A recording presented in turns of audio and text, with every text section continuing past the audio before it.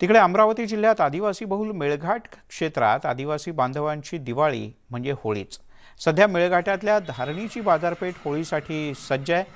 रंगीबेरंगी गाठ्यांनी बाजारपेठ फुलले। मेळघाटातील आदिवासी तब्बल 5 दिवस होळीचा हा उत्सव खूपच आनंदात आणि उत्साहात साजरा करत असतात।